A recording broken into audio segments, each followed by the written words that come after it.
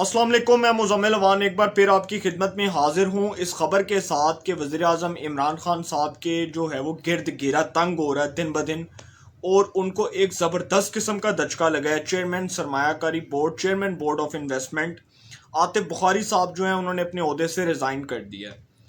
और इस हुकूमत के 3 साल टेन्योर के अंदर, 3 साल दौरे इक़्तिदार के अंदर, तीसरा जो बोर्ड ऑफ इन्वेस्टमेंट का चेयरमैन है उसने अपने ओहदे से रिज़ाइन किया।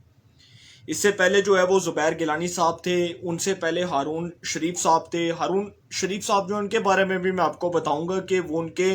इस गवर्नमेंट के साथ कितने अच्छे रिलेशंस थे और बिजनेस के हवाले से जो उनकी प्लानिंग्स थी उससे गवर्नमेंट कितनी खुश थी और क्या हुआ, ये भी सारी बातें आज आपके सामने रखूंगा। अब जो चेयरमैन सरमायाकारी बोर्ड है उसके लिए एक हुकूमती वजीर का, एक हुकूमती वो वजीर जो इस वक्त ना तो मेंबर है पार्लियामेंट का, ना ही वो सेनेट ऑफ पाकिस्तान का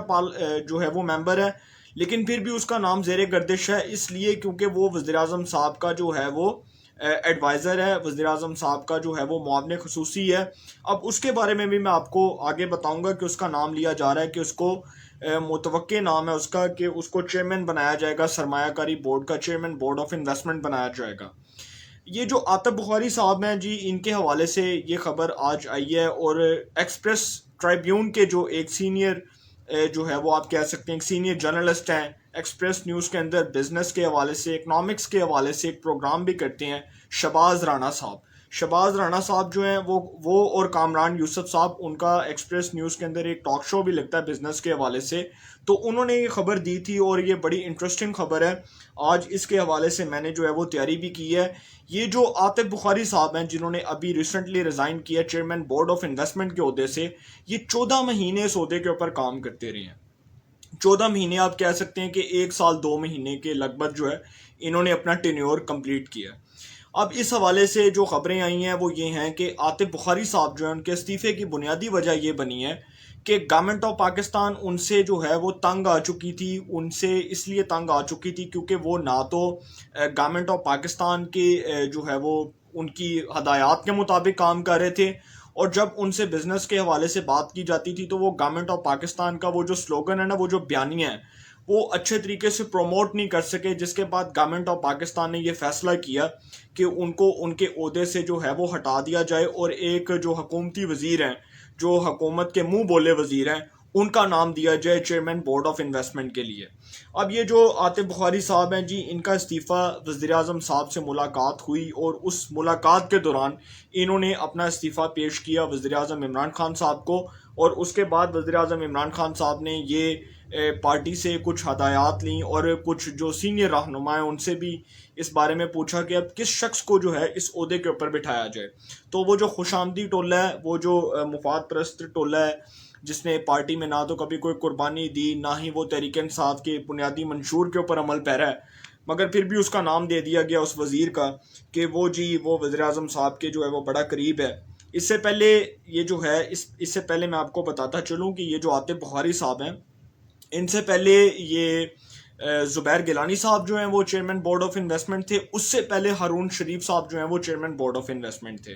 तो ये गवर्नमेंट ऑफ पाकिस्तान की वो नेग्लिजेंस, वो नाकामी जिसका मलबा अब ये दूसरी हुकूमतों पे भी डाल सकते हैं अगर इनका दिल चाहे, क्योंकि जो भी इस मुल्क में सानिया होता है, जो भी इस मुल्क में अफरा तफरी की कैफियत पैदा होती है, जो भी इस मुल्क में प्रॉब्लम होता है, वो पिछली हुकूमतों में मलबा डाल देते हैं कि जी उन्हों का कसूर सी, उन्होंने किया। अब जब अपनी गवर्नमेंट में ये तीसरा चेयरमैन बोर्ड ऑफ इन्वेस्टमेंट तब्दील हुआ है तो अब चौथा चेयरमैन बोर्ड ऑफ इन्वेस्टमेंट आएगा, और उसके बाद अगर वो दोबारा तब्दील हो गया तो ये गवर्नमेंट ऑफ पाकिस्तान की वो कारकर्दगी है जिसको अवाम के सामने ये कभी डिफेंड नहीं कर सकते। कभी भी उसको जो है वो ये नहीं कह सकते कि ये बहुत अच्छी कारकर्दगी है। लेकिन ये जो चेयरमैन सरमायाकारी बोर्ड का जो होता है, ये बेसिकली एक तो हमारा जो सी पैक है, पाक China economic corridor, special economic zone, और ये जो हमारे बिजनेस से मुतल्लिक जो सारे मामलात हैं उसके हवाले से जो है इसके अंदर डिबेट हो रही है और इसके बारे में आज मैं बात कर रहा हूँ। ये आप कह सकते हैं कि जहाँ इंडस्ट्रीज लगाई जाती हैं,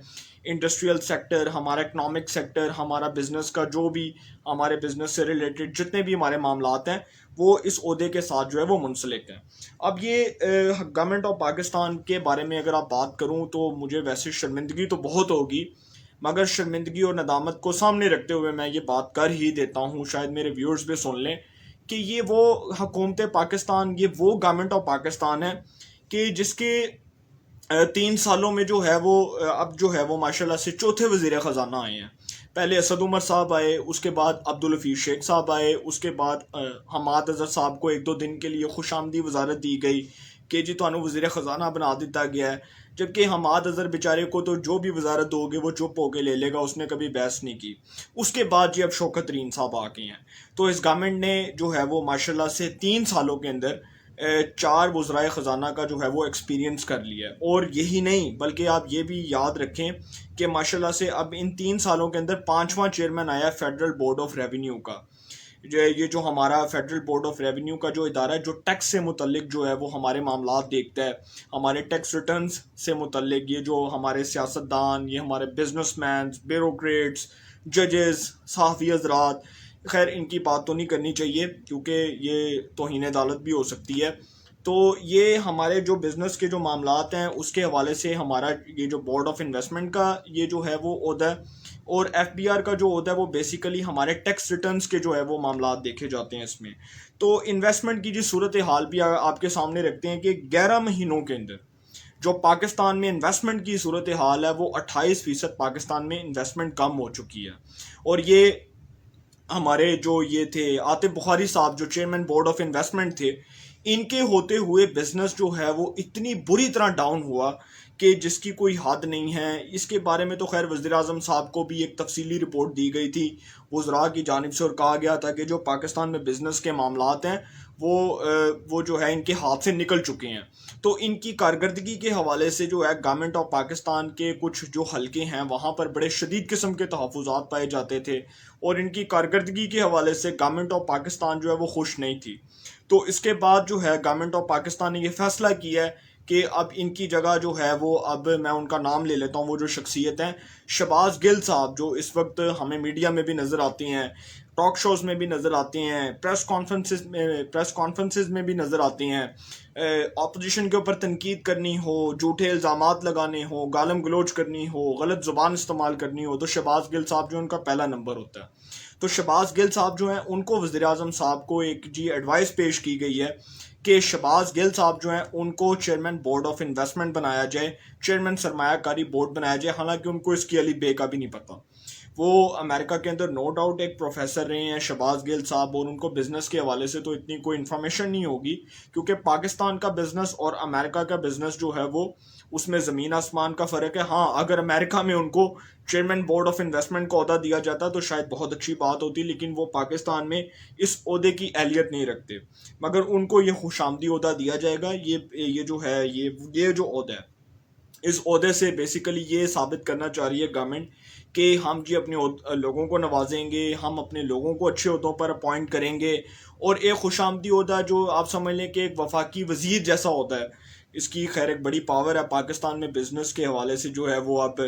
जो भी डीलिंग्स होंगी वो शहबाज गिल साहब करेंगे, और हो सकता है कि शहबाज गिल साहब अपना 2 साल टेन्योर कंप्लीट कर लें इस गवर्नमेंट के साथ साथ। जो इस गवर्नमेंट का रिमेनिंग टेन्योर है 2 इयर्स का, वो शायद उसके साथ साथ शहबाज गिल साहब जो है वो भी अपना ओहदा जो है वो इसको बरकरार रखें और इसको 2 साल तक कंप्लीट कर लें। अब शहबाज गिल साहब को जी बनाने की तैयारियां की जा रही हैं। अभी गवर्नमेंट ऑफ पाकिस्तान ने हारून शरीफ साहब का भी नाम दिया है, और वो जो हारून शरीफ साहब हैं उनके इस वक्त जो है वो बड़े अच्छे तल्लुकात हैं। हमारे गवर्नर पंजाब जो हैं वो चौधरी सरवर साहब, उनके साथ तो बहुत अच्छे तल्लुकात हैं। गवर्नमेंट के हलकों में उनके नाम के ऊपर अभी भी गूंज सुनाई दे रही है, और कहा जा रहा है कि हारून शरीफ साहब जो हैं वो शायद हमारे बिजनेस से मुतल्लिक जो मामलात है उसमें कोई बेहतरी ले आएँ, या हमारी जो ये जो हमारा बिजनेस का ये जो सारा डाउनफॉल हुआ 11 महीनों के अंदर, जो 28% हमारा बिजनेस रेट कम हो चुका है, इसको शायद अप कर दें। और इसके हवाले से गवर्नमेंट ऑफ पाकिस्तान के कुछ हलकों में अभी जो है उनके नाम की गूंज सुनाई दे रही है। लेकिन अभी ये जो सारा कुछ हो रहा है ना, शहबाज गिल का जो नाम आया है, इसको आप इस बात से मुंसलिक कर सकते हैं कि वज़ीर इत्तलात शिबली फराज साहब जब वज़ीर इत्तलात थे, जब वो इंफॉर्मेशन मिनिस्टर थे, फेडरल इंफॉर्मेशन मिनिस्टर थे, तो उस वक्त जो है ना उनकी कुछ लफ्जी तकरार हुई थी शिबली फराज साहब के साथ, शहबाज गिल साहब की। और शहबाज गिल साहब जो हैं वो डिसलाइक करते हैं शिबली फराज साहब को, और शिबली फराज साहब को भी इसीलिए वजारत इत्तलात के ओहदे से हटाया गया था कि उनकी जो परफॉर्मेंस है वो कोई इतनी अच्छी नहीं है कि जिसको जस्टिफाई किया जा सके मीडिया के अंदर। अब जब फवाद चौधरी साहब दोबारा से वज़ीर इत्तलात बने हैं हादसाती तौर पर, क्योंकि मैं उनको हादसाती तौर पर इसलिए कहता हूँ क्योंकि वो भी इस ओहदे की अहलियत नहीं रखते। अगर आप सच पूछें तो वो इस ओहदे के बिल्कुल भी अहल नहीं है जिस ओहदे पर उनको विराजमान किया गया।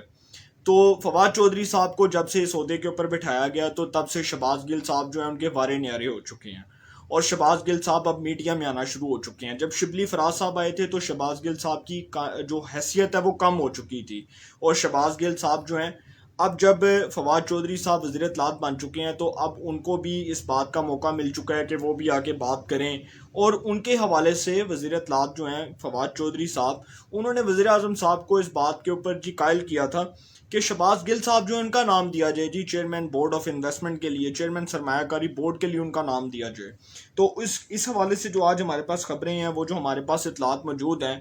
अब फवाद चौधरी साहब के आने के बाद ना पीटीआई के अंदर एक फ्रस्ट्रेशन पैदा हो चुकी है, और वो फ्रस्ट्रेशन ये है कि शिबली फराज साहब साइड पर हो चुकी हैं। इधर से जो फिरदौस आशिक अवान साहिबा हैं वो बिल्कुल मीडिया के अंदर उनको भी वो पॉपुलैरिटी नहीं मिल रही जो उनको मिलती थी। अब फिरदौस आशिक अवान, अब ये जो सारा मामला है ना वो इससे मुंसलिक है। ये जो आज मैं व्लॉग कर रहा हूँ ना, याते बुखारी साहब जो चेयरमैन बोर्ड ऑफ इन्वेस्टमेंट थे जिन्होंने रिज़ाइन किया है, उनके ओहदे से ये सारा कुछ मुंसलिक है, इसीलिए मैं ये बात कर रहा हूँ। अब ये जो फवाद चौधरी साहब हैं, इनके आने के बाद एक तो पीटीआई के अंदर बड़ी ना कुछ हलकों में बड़ी बेचैनी सी पाई जाती है, और इस हवाले से कुछ वफाकी वुज़रा का ये कहना है कि फवाद चौधरी साहब को दोबारा से जो है वो इंफॉर्मेशन मिनिस्टर बनाना ये एक सरासर गलत फैसला है गवर्नमेंट ऑफ पाकिस्तान का, और इसको कोई भी जो है वो किसी सूरत इसको तस्लीम करने को तैयार नहीं है तहरीक इंसाफ के अपने हलकों के अंदर। अब फिरदौस आशिक अवान साहिबा जो हैं उनके हवाले से भी ये खबर दे दूं कि फवाद चौधरी साहब जो हैं वो उनको डिसलाइक करते हैं, वो उनसे नफरत करते हैं। और फिरदौस आशिक अवान साहिबा ने भी पार्टी के सामने ये बात रखी थी कि मैं फवाद चौधरी साहब को इंफॉर्मेशन मिनिस्टर के ओहदे पर किसी सूरत जो है वो बर्दाश्त नहीं कर सकती। उसके बाद फवाद चौधरी साहब जो हैं उनके आने के बाद फिरदौस आशिक अवान साहिबा की पॉपुलैरिटी भी कम हो चुकी है। शिबली फराज साहब की तो वैसे ही हैसियत कम हो चुकी है ना, उनको तो वैसे ही वो एजाज़ी वजारत दे दी गई साइंस एंड टेक्नोलॉजी की, और उनका मुंह बंद कर दिया गया कि कहीं वो नाराज़ ना हो जाए। हालांकि वो जिस अजीम हस्ती के बेटे हैं, वो पाकिस्तान के एक बड़े मुमताज़ किस्म के नामवर किस्म के शायर थे, और अहमद फराज साहब का जो है वो नाम कभी भी पाकिस्तान की शायरी में फरामोश नहीं किया जा सकता।